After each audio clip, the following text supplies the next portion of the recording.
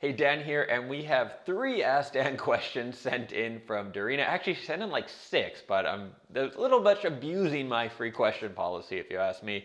I'm going to do one video for each, though, and the first question is, Dear Dan, can the MBTI, which is the Myers-Briggs type indicator, Myers-Briggs being all this personality type, ENFP, INFP, INFJ, can that change over the years? And this is something that's asked a lot and it's debated a lot. And my opinion in general is, well, my opinion is that it cannot change, but there's a lot of things that can influence this and influence why people think it's changing. And that's what I want to cover here. So I've had coaching clients, one-on-one clients, tell me that they were an INTJ and then through personal development work, they evolved to be an ENFP. And well, maybe that is possible. What my hunch is more is that when we're taking a test, we get influenced by what we believe is sort of the right answer or the right way to look at life.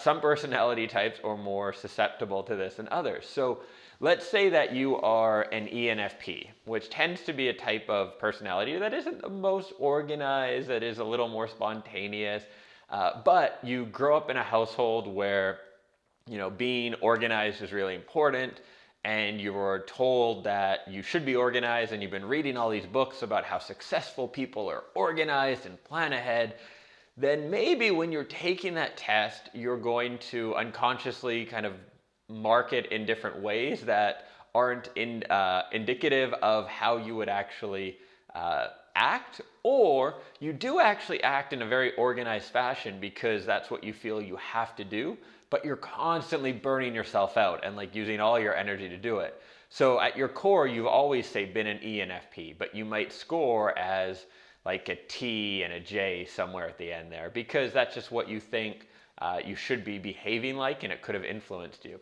Similarly, I think this happens with different like personal development aspects. If you go through all this Tony Robbins and these different things that you can get told, hey, this is a good way to think, and it can temporarily change how you might score on a test.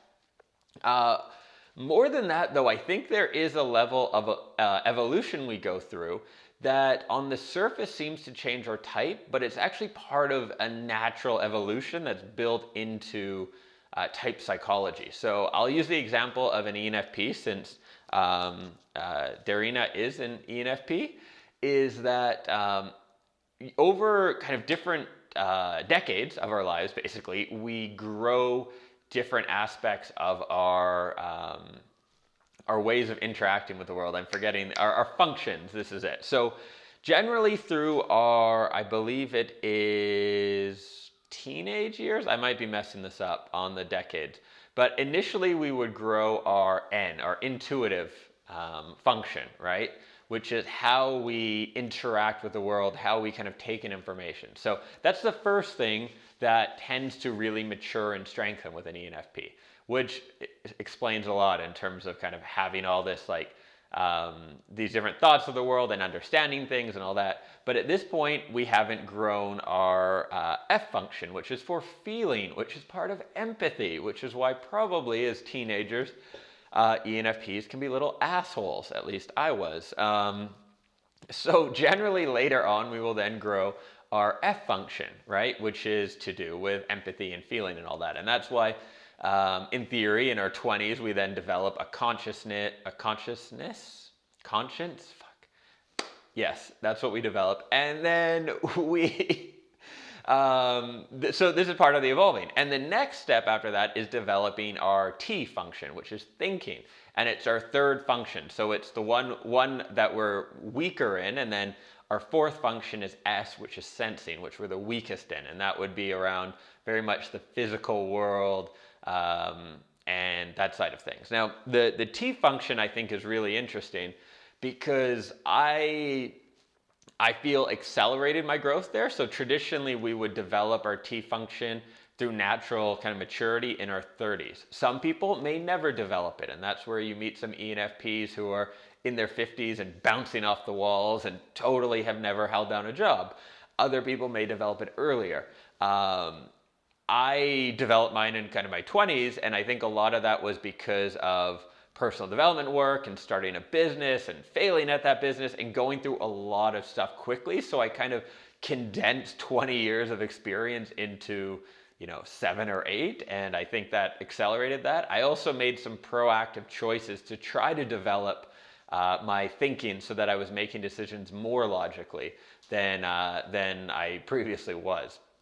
So in this case, say I developed this thinking function, then if someone were to look at me, they would probably see the ENFP function, but if they may also look at it and see a different function, like maybe it's like an ENTP or maybe an ENTJ in there. At certain points, if you look at my life, it seems very organized, so you could, and it can be very driven, so it might come off as like an ENTJ at times and things like that.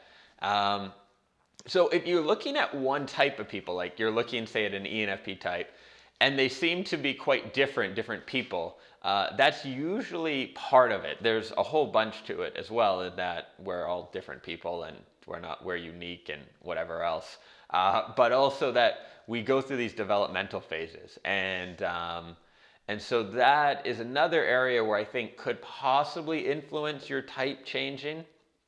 That would be my main point. I don't think in general types change. There can be things, of course, like traumatic events, brain injury, or taking like some nice drugs or different things that can probably change a type and have some serious changes in terms of how you're wired. And there's things like that. But I would say for the vast majority of normalized situations, I don't think type changes.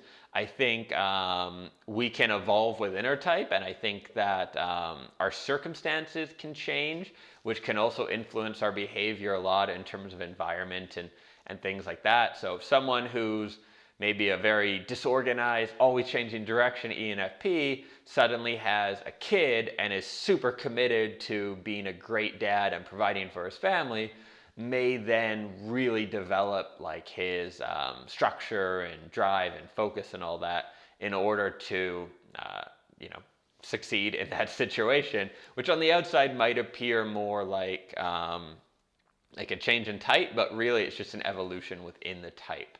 So that is my very off-the-cuff answer that hopefully is useful or interesting to you. I will say, in case it wasn't obvious, this is a topic that I haven't read the research on. I don't know if there is a lot of research on.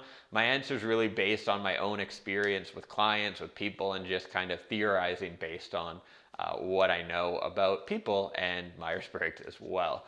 Thanks for watching. Keep watching, and we'll get to the next 2 questions from Darina on the Ask Dan here. Cheers.